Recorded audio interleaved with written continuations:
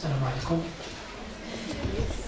Cher monsieur le vice-doyen chargé des affaires académiques, professeur, mon collègue et ami, professeur Takawi, professeur Nadia Sabri, professeur Jean-Pierre Loubet, mesdames et messieurs, chers étudiantes et étudiants, c'est avec un grand plaisir que la Faculté des sciences de l'éducation, organise cette conférence internationale sur l'interculturel, particulièrement à l'université, avec 3 communications complémentaires riches.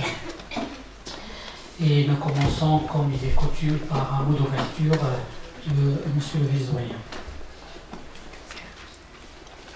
Merci, professeur Philippe. Donc, suite à l'agenda professionnel de M. le doyen, donc il m'a chargé de dire un mot au cours de cette conférence. Chers collègues enseignants, mesdames et messieurs, chers étudiants,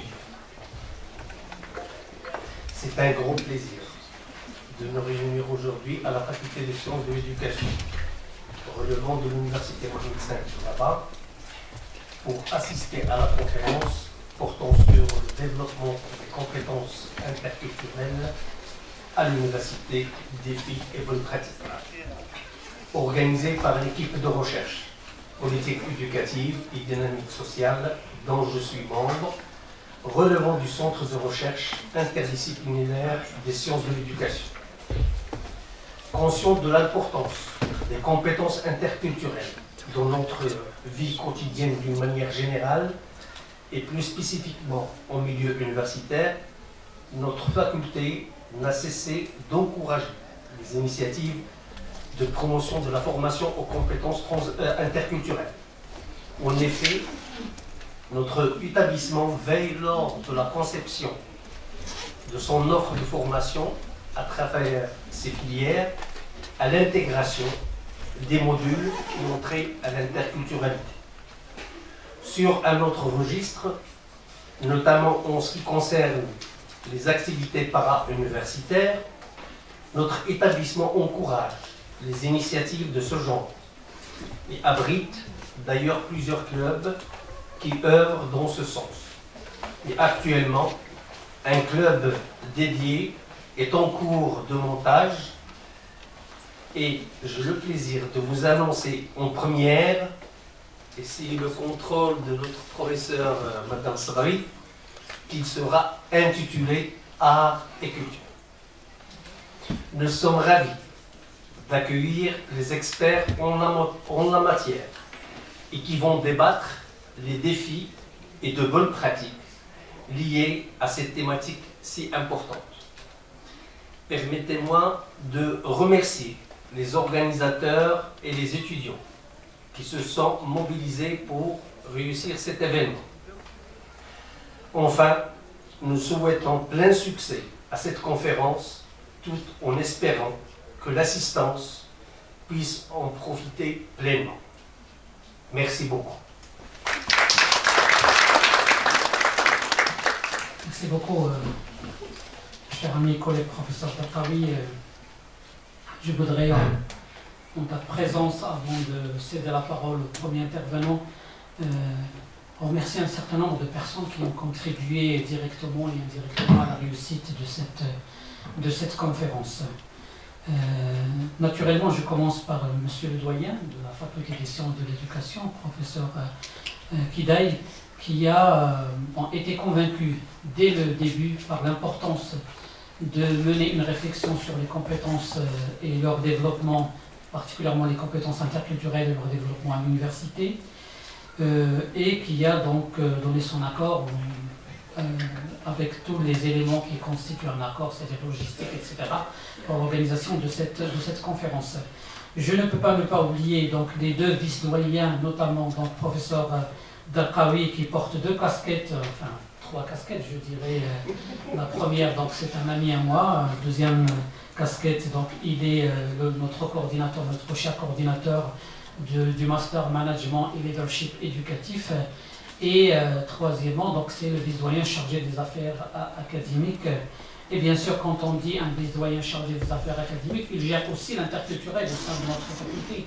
Et vous l'avez apprécié à chaque fois que des gens viennent, qu'ils soient marocains ou étrangers, du nord ou du sud du Maroc, et viennent donc Je voudrais aussi remercier le professeur Mohamed Bouchkort, vice-doyen chargé de la recherche, parce qu'il nous a appuyé dès le début, depuis le début de l'organisation de cette conférence. Je profite de l'occasion pour remercier particulièrement notre cher secrétaire général pour l'appui logistique, le service de la communication, pour tout le travail qui a été fait. Et vous êtes, chers étudiantes et étudiants, vous êtes le mieux placés pour savoir combien ça demande en termes de mobilisation, l'organisation d'une simple activité comme la nôtre. Je voudrais aussi remercier mes doctorants qui ont contribué aussi à l'organisation de cette conférence, et je réserve le dernier remerciement, qui n'est pas des moindres, à nos 3 intervenants qui vont vraiment animer cette conférence, particulièrement professeur Nadia Sabri, monsieur Jean-Pierre Aubé et madame Catherine Agulon. Voilà, si vous permettez, je voudrais juste contextualiser cette conférence pour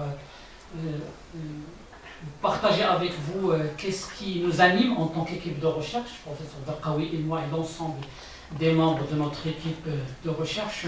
Pourquoi nous avons pensé à l'organisation de cette conférence? Pour plusieurs raisons, donc je ne vais pas m'attarder là-dessus, mais je voudrais tout simplement dire que notre faculté devient de plus en plus un berceau de l'interculturel.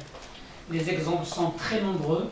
Nous avons de plus en plus d'étudiants étrangers, qu'ils soient chinois, qu'ils soient des pays du Golfe, qu'ils soient donc de l'Égypte, qu'ils soient de l'Arabie Saoudite, qu'ils soient donc des étudiants subsahariens. Cela nous réconforte dans notre vision de l'interculturel. Quand je parle de la vision, je parle d'abord de la vision du doyen, qui est donc, on va dire, le top manager de cette prestigieuse université. Après, il faudra aussi ne pas oublier l'importance que revêt aujourd'hui l'interculturel, le développement des compétences interculturelles à l'université. C'est vrai qu'aujourd'hui, c'est un sujet qui se trouve au croisement de plusieurs disciplines, notamment les sciences de l'éducation en général, la sociologie aussi, les sciences humaines, pour rester, voilà, donc cette inscription est marquée par la complexification des interactions humaines. L'interculturel aujourd'hui à l'université occupe une place importante grâce à la mobilité internationale.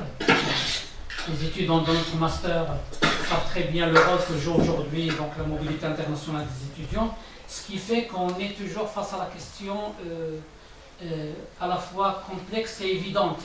Est-ce que l'interculturel, le développement des compétences interculturelles, est-ce que c'est un luxe ou est-ce que c'est une nécessité? Évidemment que c'est une nécessité aujourd'hui.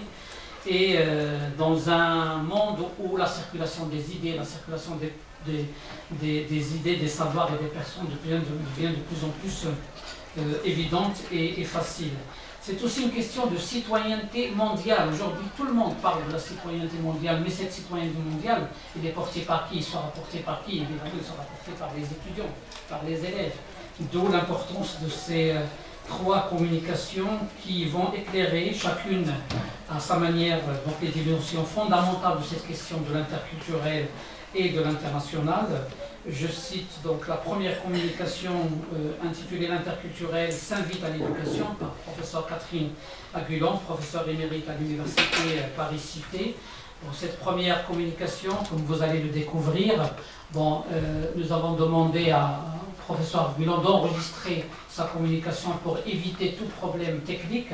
Donc nous allons donc visionner sa communication, mais après, en même temps, il est aussi, professeur Agulon, il est connecté. Lors de débat, il pourra donc interagir avec l'ensemble des personnes ici présentes. Donc cette première communication va nous plonger dans l'histoire du concept de l'interculturel, quelles sont les disciplines qui s'y intéressent, et va nous rappeler aussi combien donc l'éducation et porteuse des dimensions interculturelles internationales. Ensuite, Jean-Pierre Laubé, qui est représentant de la Commission française de l'UNESCO, va nous parler du développement des compétences interculturelles en analysant les pratiques en contexte scolaire, universitaire, national et international. Il va bien sûr élargir l'horizon. Vous allez donc à partir de la première communication d'ordre général. Jean-Pierre Laubé va élargir l'horizon en analysant des pratiques concrètes de développement de l'interculturel, en s'appuyant particulièrement sur le cadre de l'UNESCO dans ce domaine et en développant la notion donc, de citoyenneté mondiale. Et on va finir par aussi une très belle communication, là, au cœur de l'éducation interculturelle, du professeur Nadia Sabri, notre cher collègue et en même temps commissaire d'exposition dans de prestigieux organismes. Le professeur Sabri va donc nous définir ce que c'est l'univers artistique et comment l'art est vecteur de la citoyenneté à la fois donc, locale et mondiale.